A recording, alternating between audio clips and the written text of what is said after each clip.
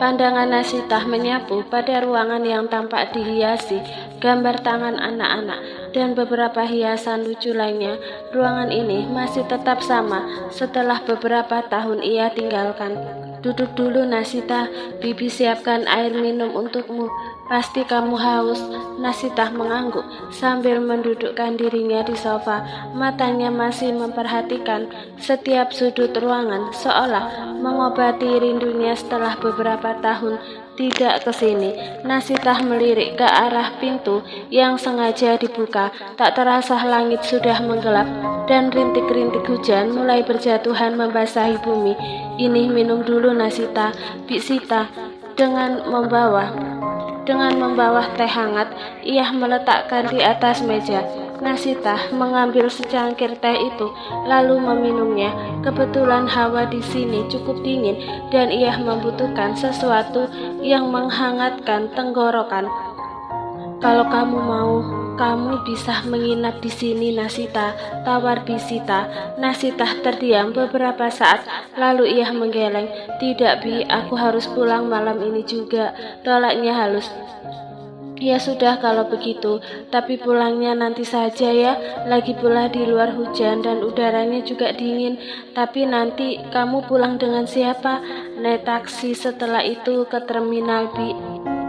Kalau malam seperti ini jarang ada taksi yang lewat nak, tapi bibi akan minta Adi mengantarkanmu ke terminal. Kening Nasitah mengernyit, merasa asing dengan nama yang disebut oleh wanita parubaya itu. Adi, bibi lupa, kamu pasti belum tahu siapa Adi. Dia anak bibi yang sebelumnya merantau ke Jakarta, tapi sekarang dia memilih membantu bibi untuk mengurus rumah panti asuhan ini. Apalagi sekarang Ibu Ratna sudah meninggal dunia. Nasitah mengangguk kecil dengan penjelasan Bisita. Ia kembali meminum teh hangat yang ia genggam erat. Tidak berselang lama, seorang pria datang dengan payung yang melindungi dirinya dari terpaan air hujan yang turun cukup deras. Loh, Adi, kamu dari mana saja? Ibu kira sudah sampai lebih dulu ke panti. Bisita bangkit dari sofa lalu menghampiri putranya.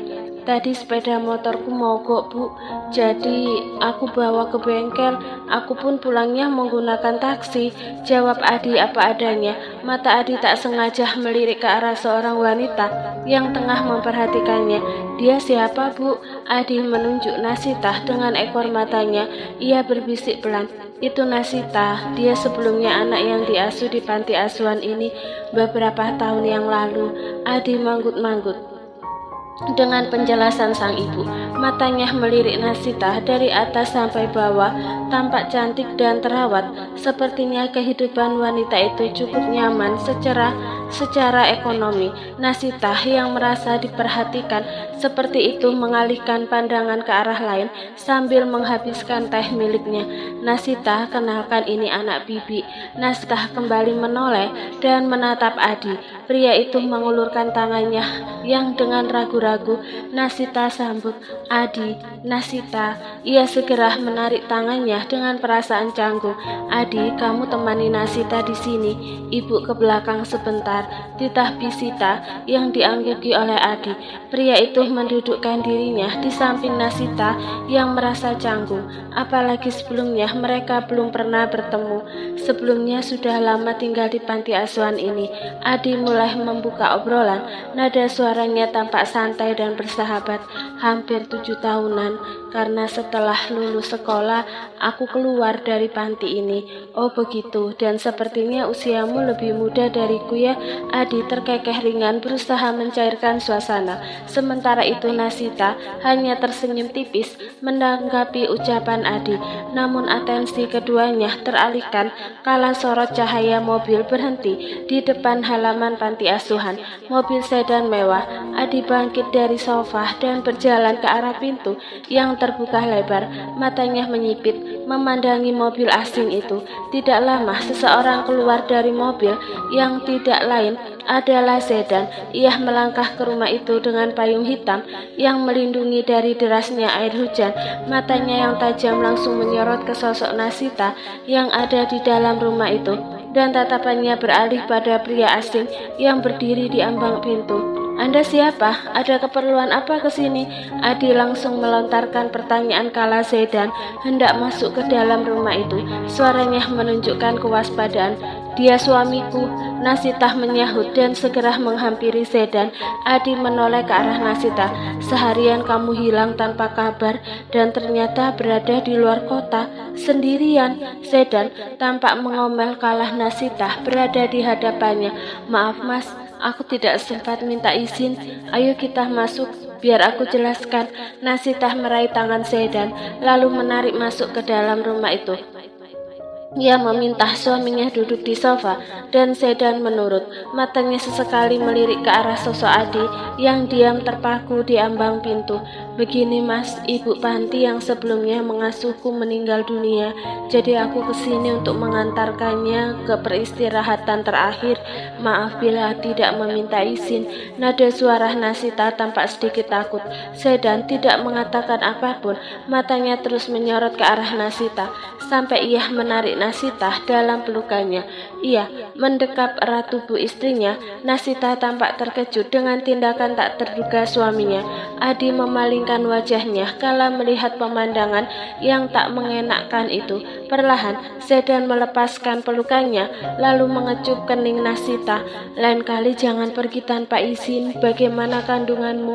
Apa baik-baik saja?" Zedan menyentuh perut Nasita yang tampak membuncit dari balik pakaian hitam yang dikenakannya. Kekhawatiran dan kecemasan dirasakan Zedan saat tahu kandungan istrinya sedikit bermasalah karena kejadian kemarin, dan itu membuatnya merasa bersalah. Seharusnya ia bisa mengendalikan emosinya, seharusnya ia lebih sabar lagi. Zedan kembali memeluk Nasitah dengan erat dan menghirup dalam aroma istrinya. Kita pulang ya." Zedan menangkup wajah Nasitah lembut. "Di luar hujan deras, bahaya untuk pengendara motor dan mobil," celetuk Adi. Zedan dan Nasitah saling melirik kala Adi mengatakan itu. Pandangan mereka berdua kompak melihat ke arah luar, di mana hujan semakin deras disertai angin kencang. "Sebaiknya kita menginap saja di sini," usul Zedan. Suaranya berbisik. Apa yang dikatakan pria itu ada benarnya. Nasitah mengangguk. "Aku terserah mas aja. Mas sendirian ke sini?" Tanyanya mengingat perjalanan Jakarta-Yogyakarta yang cukup jauh. "Iya sendiri. Kamu menghilang seharian tanpa kabar. Aku sangat khawatir. Di telepon pun tidak aktif. Lain kali jangan begitu lagi. Beruntung lokasi kamu masih bisa dilacak," ucap Zedan lembut. Nasitah tersenyum tak enak hati karena telah membuat suaminya khawatir. Tiba-tiba Bisitah muncul. Raut wajahnya tampak terkejut melihat sosok Zedan yang baru pertama kali ia lihat. "Loh, ini siapa?" tanyanya sambil menunjuk ke arah Zedan. Nasitah berdiri dan menghampiri Bisita. "Itu suamiku, Bi. Dia menjemputku untuk pulang." Bisita tampak kaget. "Suami? Jadi kamu sudah menikah lagi?" Nasitah mengangguk tersenyum. "Iya, Bi. Aku bahkan sudah punya anak dari suamiku yang kedua ini, dan sebentar lagi akan melahirkan anak kedua." Ia mengusap perut buncitnya yang tidak terlalu nampak di balik pakaian hitam. Bisita menatap perut Nasitah dengan tatapan penuh makna. "Bukankah kamu bilang tidak bisa hamil?" Nasitah menghela nafas berat dan melirik sekilas pada Zedan. "Ceritanya panjang, Bi. Nanti aku jelaskan. Apa boleh aku dan suamiku menginap di tempat ini?" "Ah, tentu saja boleh. Kan tadi sebelumnya Bibi tawari. Kebetulan di rumah ini ada satu kamar kosong." "Iya kan, Di?" Bisitah melirik putranya yang hanya mengangguk kecil. "Tapi kita makan malam bersama dulu ya. Pasti kalian berdua lapar," ucap Bisita. Zedan dan Nasita diajak ke ruang makan yang tampak sederhana. Ruang makan ini terpisah dengan ruang makan makan untuk anak-anak panti yatim yang memang cukup luas. Maaf ya, Bibi hanya bisa menyajikan makanan ala kadarnya saja, karena hanya itu yang tersisa, ucap Bisita tak enak hati. Nasita mengulas senyum tipis. Tidak apa-apa Bi, ini saja sudah cukup. Tatapan Nasita beralih pada suaminya. Mas suka kangkung tumis kan? Iya. Nasita dengan penuh perhatian segera mengambilkan piring kosong lalu mengisinya dengan nasi tumis kangkung dan ikan nila goreng. Sebelumnya Sedan jarang makan makanan seperti ini, dan semoga saja suaminya suka. Bisita mengulas senyum tipis melihat Nasita begitu telaten melayani suaminya. Sementara itu Adi menatap datar. Keempatnya mulai memakan makanan malam ini. Sesekali Nasita melirik Sedan yang fokus menghabiskan makanannya. Setelah selesai menghabiskan makanan mereka dan mengobrol ringan sebentar, Bisita mengajak Nasita dan Sedan ke kamar kosong yang akan mereka tempati malam ini. Kamar itu sederhana namun bersih dan nyaman. Ranjang berukuran kecil dengan spray putih bersih terhampar rapi di kasur itu. Nah, kalian berdua bisa istirahat di sini. Ini satu-satunya kamar yang kosong. Maaf ya jika kamar ini tidak cukup luas, ucap Bisita. Nasita melangkah masuk, matanya mengedar memperhatikan setiap sudut ruangan dalam kamar sederhana itu. Ia berbalik badan ke arah Bisita. Ini lebih dari cukup, Bi. Syukurlah kalau begitu.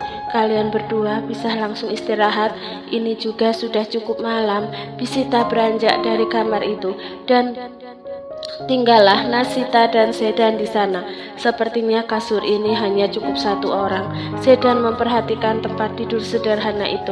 Ini bisa tidur berdua, Mas. Tidak apa-apa, sesak sedikit, balas Nasita.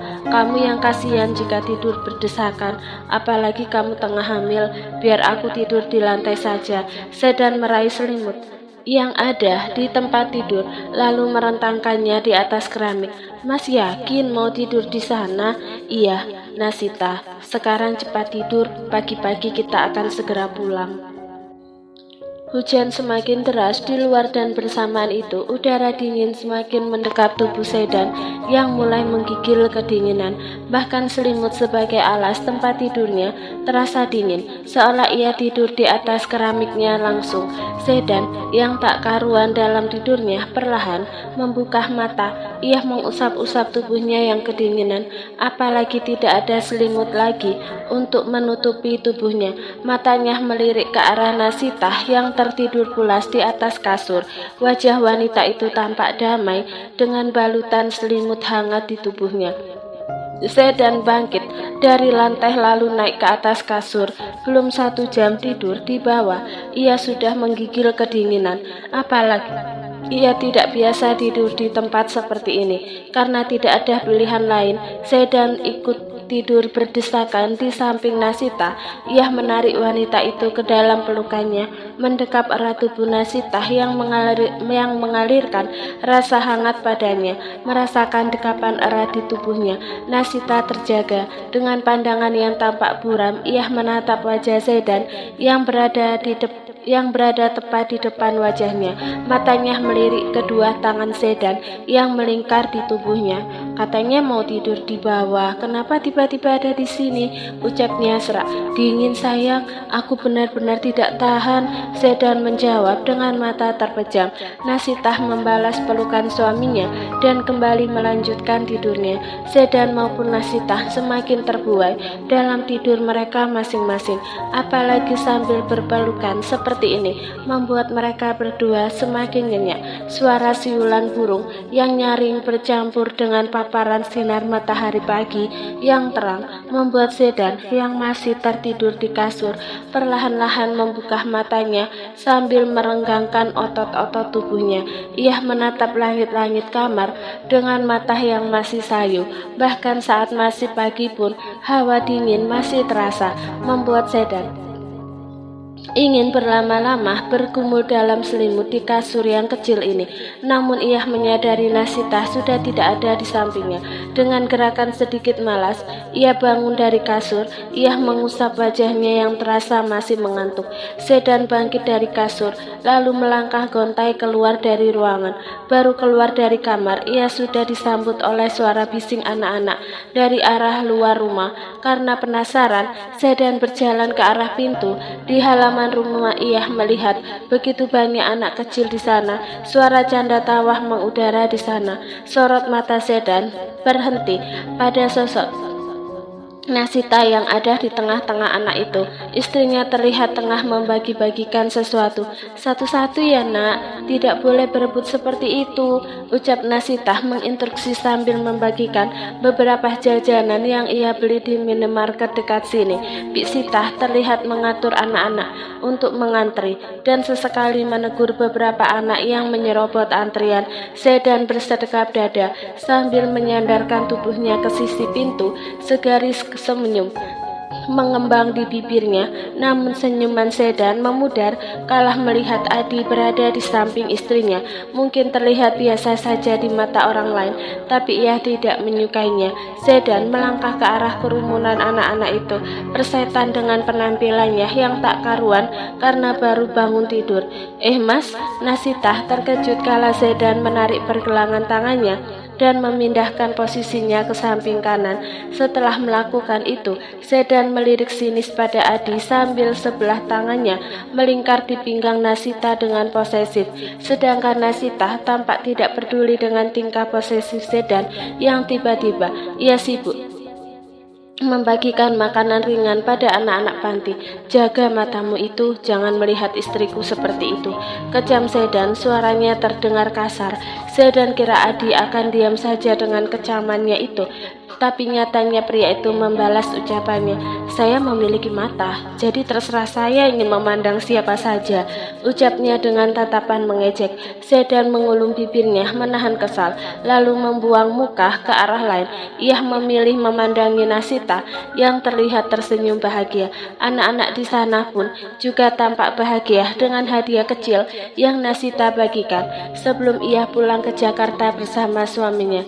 Terima kasih ya Nasita, sudah membagikan makanan dan memberikan kebahagiaan kecil untuk anak-anak, ucap Sita sambil mengulas senyum. Iya Bi, aku juga senang bisa memberikan hal kecil yang membuat anak-anak bahagia. Kapan-kapan aku kesini lagi, balas Nasita. Sayang, aku ingin kita segera pulang. Pasti Ehan mencari-cari kita, bisik Sedan pelan. Suaranya lembut namun menunjukkan kecemasan. Nasita mendongak, menatap suaminya. Iya mas, ini aku juga mau siap-siap. Mas Sedan segera siapkan mobil, aku mengambil barangku dulu di dalam rumah. Sedan mengangguk dan Nasita beranjak dari hadapan suaminya lalu melangkah masuk ke dalam rumah. Meskipun begitu, sorot mata Sedan terus mengawasi Adi yang selalu mencuri-curi pandang pada istrinya. Ia takut Adi akan melakukan sesuatu yang tidak terduga. Untuk itu ia mendekati Adi yang tidak jauh darinya. Adi, aku tahu kamu pasti kagum pada istriku, tapi aku peringatkan, jangan berani-berani mendekati istriku lagi. Aku tidak akan segan-segan untuk melakukan sesuatu yang akan membuatmu menyesal, ucap Sedan dengan nada yang dingin dan mengancam. Sorot matanya begitu menusuk. Adi mengulas senyum tipis dan tampak santai dengan ancaman Sedan yang seakan mengibarkan bendera perang. Iya, saya memang mengagumi istri Anda, dan itu hal yang wajar. Mata saya terus memandangi karena wajahnya yang enak dipandang. Nasita memang cantik dan dia milikku. Dan ya, tidak masalah jika kamu mengaguminya, tapi kondisikan matamu. Jangan sampai aku congkel dengan paku besi, ucapnya terdengar mengerikan. Adi terkekeh ringan. Ia menghela nafas panjang, lalu bersedekap dada. Pria di hadapannya